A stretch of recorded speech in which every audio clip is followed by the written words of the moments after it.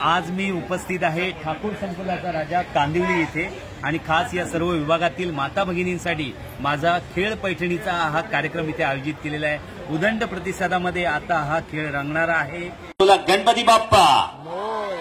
मंगल मूर्ती नाम तुझे लंबोदर रूप तुझे मोहक सुंदर पाहत आहे रूप देवा होती सर्व चिंता दूर गुण किती गाऊ देवा यावे आम्हा आशीर्वाद देण्या